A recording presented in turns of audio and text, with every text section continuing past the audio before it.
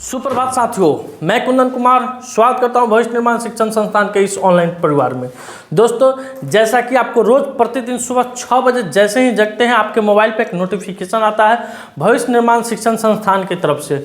और वह किस चीज़ का नोटिफिकेशन आता है? करंट अफेयर का। उसमें हम लेकर आते हैं, यानी कुंदन सर आपके लिए लेकर आते हैं देश विदेश की जो भी घटनाएँ हैं, चाहे वह स्टेट लेवल के हो, कंट्री लेवल के हो या अंतर्राष्ट्रीय लेवल के हो, खेल संबंधित हो, इन सारी घटनाओं पर क्रमवार यानी विगत बाई विगत क्वेश्चन आपसे क्वेश्चन कराया जाता है। साथ ही साथ हर एक क्वेश्चन से कुछ ना कुछ फैक्ट भी बताया जाता है और वीडियो के लास्ट में आपसे क्वेश्चन पूछा जाता है जिसका उत्तर आपको कमेंट सेक्शन में जाकर देना रहता है। तो चलिए शुरू करते हैं, आगाज करते हैं, श्री गणेश करते हैं आज के इस शानदार जानदार सेशन का एक शानदार मोटिवेशनल कोटेशन के साथ, जो आपके अंदर एक नई ऊर्जा, नई क्रांति भरेगी।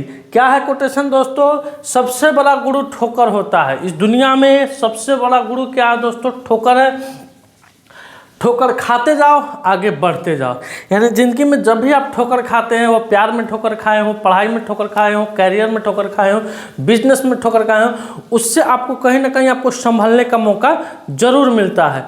तो इसलिए दुनिया में सबसे अच्छा गुरु कौन है? तो ठोकर है। ठोकर खाइए, आगे बढ़ते रहिए। चलिए, कल आपसे वीडियो के लास्ट में क्वेश्चन पूछा गया था दोस्तों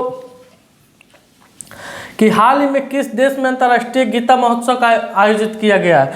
तो इसका करेक्ट उत्तर हो गया भारत। दोस्तों, भारत के हरियाणा राज्य के कुरुक्षेत्र में इस साल का अंतर्राष्ट्रीय गीता महोत्सव का आयोजन किया गया है।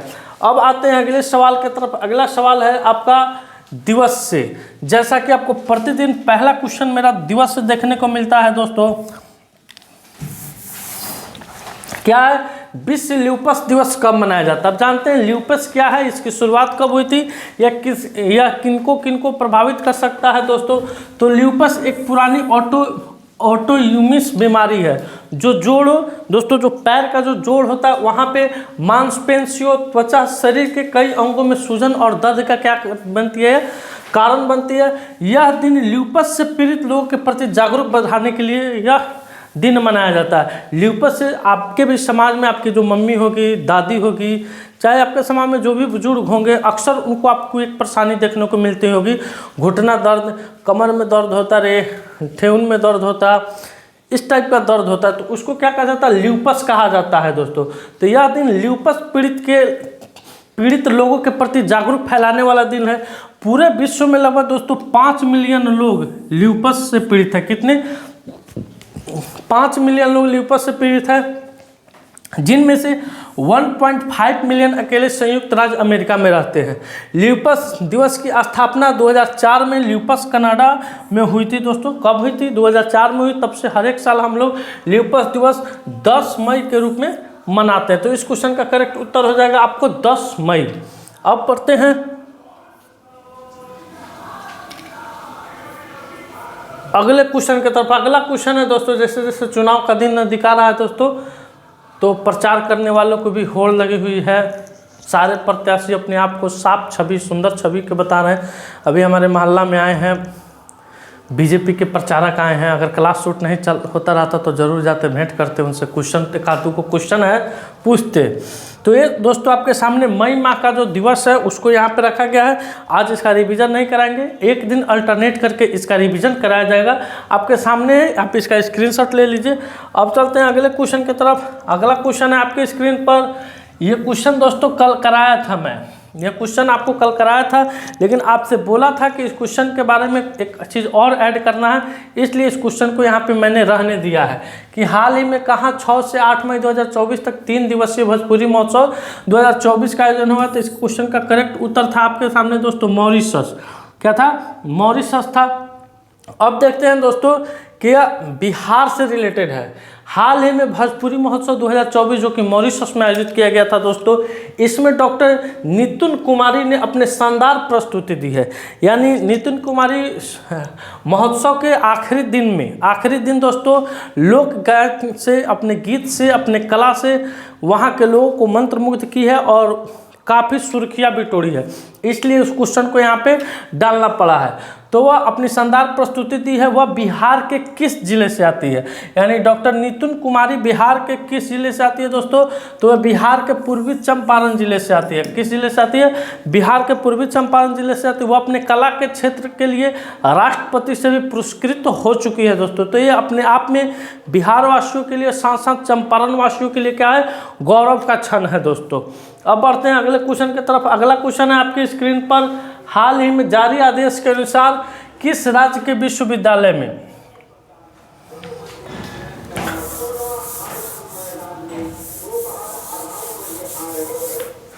हाल ही में जारी आदेश के अनुसार किस राज्य के विश्वविद्यालय में राज्यपाल की बिना अनुमति के नए पाठ्यक्रम शुरू नहीं किए जाएंगे।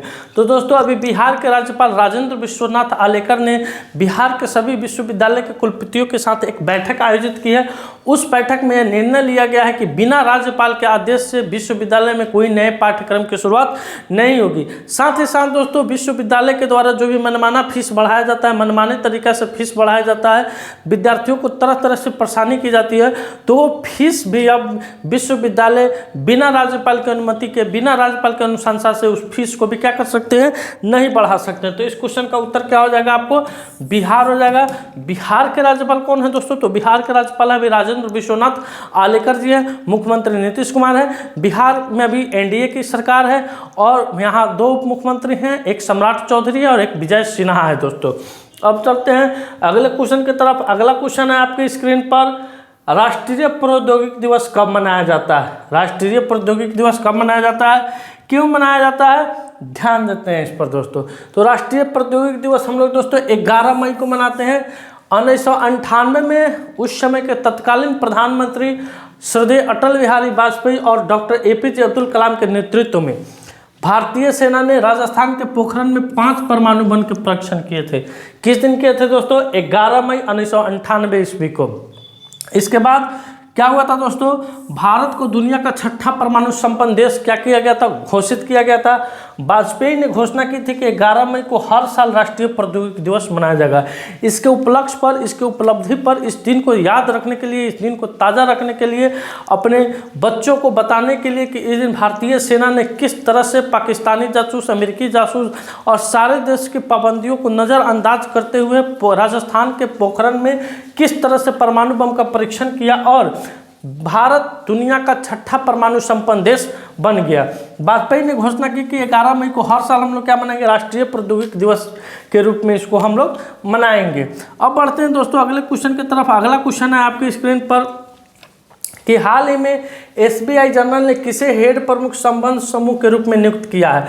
तो दोस्तों अभी SBI जनरल ने अभी जया त्रिपाठी को, किसे, जया त्रिपाठी को हेड प्रमुख संबंध समूह के रूप में नियुक्त किया है। अब दोस्तों आपके सामने आ रहा है कुछ प्रमुख नियुक्तियां हैं जो कि हाल फिलहाल के ही दिनों में घटी है। तो इसको आपको क्या करना है, स्क्रीनशॉट ले लेना है। इसको विदिन 1 मिनट में हम बता देते हैं कि बास्केटबॉल फेडरेशन ऑफ इंडिया के अध्यक्ष आधव अर्जुन जी को चुना गया। किसे चुना गया दोस्तों, आधव अर्जुन जी को चुना गया है। साथ ही साथ देखते हैं सेकंड नंबर पॉइंट कह रहा है ICR की अनुसंधान सलाहकार समिति का अध्यक्ष नीरज प्रभाकर को नियुक्त किया गया है। गूगल ने श्रीनिवास रेड्डी को भारत नीति के प्रमुख के रूप में क्या किया है, अभी हाल फिलहाल में नियुक्त किया है। BCCI ने सीनियर पुरुष क्रिकेट चयन समिति का अध्यक्ष अजीत अगरकर को नियुक्त किया है। AMFI के नए चेयरमैन नवनीत मुनौत बने हैं। साथ ही साथ देखते हैं दोस्तों साउथ इंडियन बैंक ने बिज्जू कोरियन को अपना नया अध्यक्ष नियुक्त किया है। अरदीम बगाची को संयुक्त राष्ट्र में भारत का अस्थायी प्रतिनिधि नियुक्त किया गया है। सुबोध कुमार को आयुष मंत्रालय में निदेशक नियुक्त किया गया है। मोहम्मद रिहान को सौर ऊर्जा संस्थान का महानिदेशक नियुक्त किया गया है। और राकेश कुमार सिंह को पेटीएम का नया CEO नियुक्त किया गया है। उठा के बोल दीजिए किसका, उठा दीजिए। हाल ही में भारत फ्रांसीसी सैन्य अभ्यास शक्ति 2024 कहाँ आयोजित हुआ है। हाल ही में दोस्तों भारत फ्रांसीसी सैन्य अभ्यास शक्ति 2024 कहाँ आयोजित हुआ है?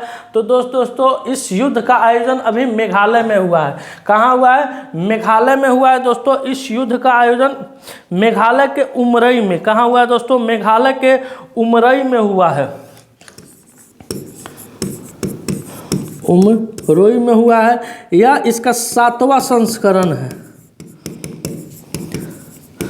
यह इसका 7वां संस्करण है। इस युद्ध का आयोजन कब से कब होगा दोस्तों? तो इस युद्ध का आयोजन आपको 13 से 26 मई 13 से 26 मई के बीच में होगा दोस्तों। ये भारतीय सेना द्वारा और फ्रांसीसी सेना द्वारा इस युद्ध का आयोजन किया जाएगा। अब चलिए अगले क्वेश्चन की तरफ। अगला क्वेश्चन है आपके स्क्रीन पर, आपके स्लॉट पर। हाल ही में CDS जनरल अनिल चौहान की अध्यक्षता में त्रिसेवा सेवा सम्मेलन परिवर्तन चिंतन कहाँ आयोजित किया गया? तो दोस्तों अभी भारत के CDS कौन है? CDS अनिल चौहान है। ये दोस्तों अनिल चौहान जी का फोटो है दोस्तों। आप अगर आप नहीं पहचानते होंगे तो फोटो के माध्यम से पहचान सकते हैं। और भारत के पहले CDS कौन थे? तो जनरल बिपिन रावत है, जिनका एक हेलीकॉप्टर दुर्घटना में हेलीकॉप्टर क्रैश कर जाने के चलते उनके और उनके पत्नी समेत 11 भारतीय सेना की क्या हो गई थी? मौके पर ही मौत हो गई थी, यानी वो शहीद हो गए थे दोस्तों।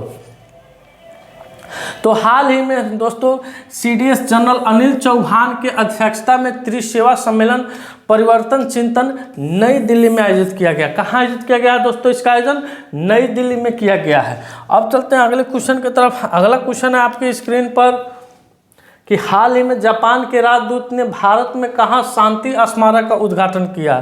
तो दोस्तों अभी जापान के राजदूत के द्वारा यानी नेफियो रियो के द्वारा नागालैंड में, कहाँ दोस्तों? नागालैंड में नागा जो वार हुआ था दोस्तों, उसके 80 साल पूरा हो जाने के उपलक्ष्य में एक शांति स्मारक का क्या किया गया है? उद्घाटन किया गया है। अब आइए बढ़ते हैं अगले क्वेश्चन की तरफ। अगला क्वेश्चन आपकी स्क्रीन पर, हाल ही में किस राज्य में पिरुल लाओ पैसे पाओ कार्यक्रम लॉन्च किया गया? तो क्या है दोस्तों पिरुल लाओ पैसे लाओ कार्यक्रम? तो दोस्तों अभी आप सभी जानते हैं, कल के भी क्लास में पढ़ाए थे कि उत्तराखंड के जंगल में क्या लग गया? भीषण आग लग गया है, जिसके लिए बॉम्बे यानी उसमें उत्तराखंड के जंगल में आग बुझाने के लिए भारतीय वायुसेना ने बॉम्बे बॉकेट, क्या दोस्तों? बॉम्बे बॉकेट एक कार्यक्रम लॉन्च किया है। इसी को देखते हुए उत्तराखंड के मुख्यमंत्री पुष्कर सिंह धामी के द्वारा भी ये कार्यक्रम को लॉन्च किया गया है, पिरुल लाओ पैसे पाओ। यानी आग से बचाव के लिए स्थानीय लोगों को वनों से चीड़ की पत्तियों को, जिसको क्या कहा जाता है दोस्तों? पिरुल कहा जाता है, उसको एकत्र करके उसका वजन किया जाएगा। यानी 1 केजी पिरुल आप लेकर जाते हैं तो आपको 50 रुपये केंद्र पर ही, संग्रह केंद्र से ही 50 रुपये प्रति किलोग्राम के हिसाब से आपके सीधे बैंक खाते में रुपया चला जाएगा। उत्तराखंड के मुख्यमंत्री पुष्कर सिंह धामी ने चीड़ की पत्तियों को संग्रह को प्रोत्साहित करके जंगल की आग को कम करने के लिए रुद्रप्रयाग में पिरुल लाओ पैसे पाओ अभियान की शुरुआत की है। तो इस क्वेश्चन का करेक्ट उत्तर क्या हो जाएगा दोस्तों? उत्तराखंड हो जाएगा। अच्छा, एक यहाँ पर आ रहा है कि उत्तराखंड के अभी वर्तमान में क्या दोस्तों राज्यपाल कौन है? तो general lieutenant general Gurmeet Singh है। और उत्तराखंड की स्थापना कब हुई थी दोस्तों? 9 नवंबर 2000 ईस्वी को हुई थी दोस्तों। और उत्तराखंड का जो लिपुलेख दर्रा है दोस्तों, जो कि नेपाल भी उस पर दावा करता है, तो नेपाल जो अपने नए 100 रुपये का नोट प्रकाशित किया है, छापा है दोस्तों, उसमें उस क्षेत्र को क्या किया है? विवादित क्षेत्र को वह नेपाल दर्शाया है। अब आते हैं अगले क्वेश्चन की तरफ। अगला क्वेश्चन है आपके स्क्रीन पर कि आर्थिक सलाहकार परिषद ने जारी रिपोर्ट के अनुसार किस देश की हिंदू जनसंख्या 8% घटी है? तो ये दोस्तों बहुत दुख की बात है कि हमारा देश तो हिंदू बहुल होते हुए भी, यानी यह क्वेश्चन का उत्तर आपको भारत होगा, हिंदू बहुल होते हुए भी इस देश की जो हिंदू माइनॉरिटी यानी हिंदू की जो जनसंख्या है वह 8% घट गई है। अब देखते हैं इसके अलावा किन किन देशों में हिंदू की जनसंख्या घटी है, किन किन पर विलुप्त के कगार पर कितना % घटी है। तो आर्थिक सलाहकार परिषद की यह रिपोर्ट है दोस्तों। 1951 के बाद से भारत में हिंदू आबादी लगभग 8% कम हो गई है, जबकि मुस्लिम आबादी लगभग 43% क्या हो गई है दोस्तों? बढ़ गई है। पाकिस्तान, बांग्लादेश और अफगानिस्तान में हिंदू क्या हो रहे हैं? विलुप्त होते जा रहे हैं। पाकिस्तान 1951 में 18% हिंदू थे, 2024 में दोस्तों ये आंकड़ा क्या हो गया है? 1.18% हो गया। बांग्लादेश 1951 में 24% हिंदू थे, अब यह आंकड़ा 2% हो गया है। 2011 की जनगणना की बात करें तो हिंदू की क्या परसेंट थी दोस्तों, 79.8%, और इस्लाम आपका 14.2% और ईसाई आपका 2.3% थी। तो ये आपके पास डाटा है दोस्तों। इस क्वेश्चन का उत्तर क्या हो जाएगा, भारत हो जाएगा दोस्तों। अब बढ़ते हैं अगले क्वेश्चन की तरफ। इस पर सरकार को कुछ ध्यान देना चाहिए। किसी खास समुदाय की अगर जनसंख्या बढ़ रही है तो ये भी एक चिंतन का विषय है, और किसी खास समुदाय की जनसंख्या घट रही है तो ये भी एक चिंतन का विषय है।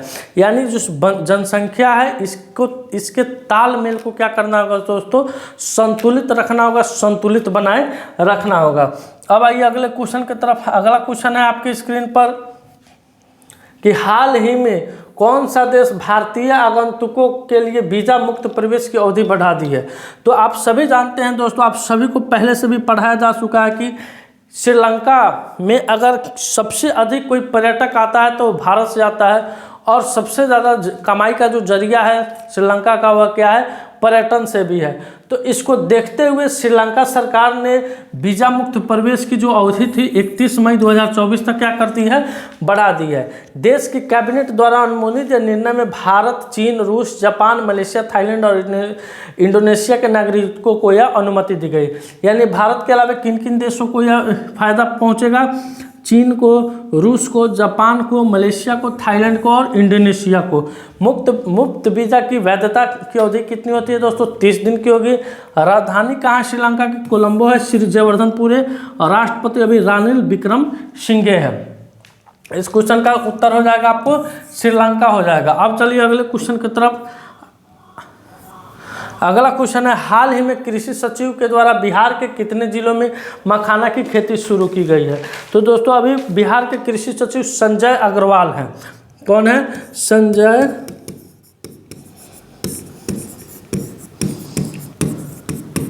अग्रवाल है। इनके द्वारा दोस्तों बिहार के 10 जिलों में, कितने, बिहार के 10 जिलों में, अब जिला कौन कौन है दोस्तों आपको बता देते हैं। दरभंगा है, मधुबनी है, सहरसा है, सुपौल है, मधेपुरा है, कटिहार, पूर्णिया, किशनगंज, अररिया एवं खगड़िया में, इन 10 जिलों में अब क्या की जाएगी, बृहद पैमाने पर मखाना की खेती की जाएगी दोस्तों। कुल कितने गाँव में, तो 3393 गाँव में। कितने गाँव में, 3393 गाँव में यह खेती क्या की खेती होगी दोस्तों। अब आते हैं अगले क्वेश्चन की तरफ। अगला क्वेश्चन है आपका आज का सवाल कि हाल ही में रन फॉर विकसित भारत मैराथन का आयोजन कहाँ किया गया है। तो इस क्वेश्चन का उत्तर आपको दोस्तों कमेंट सेक्शन में जाकर देना है। दोस्तों आज का सेशन मेरा यहीं समाप्त हुआ। आई होप कि यह वीडियो आपको अच्छा लगा होगा। वीडियो अच्छा लगे तो वीडियो को लाइक कीजिए, शेयर कीजिए, चैनल पर नए हैं तो चैनल को सब्सक्राइब कीजिए। मिलते हैं आपसे अगले वीडियो में इसी जोश के साथ। तब तक के लिए धन्यवाद। अपना ख्याल रखिएगा। भारत माता की जय।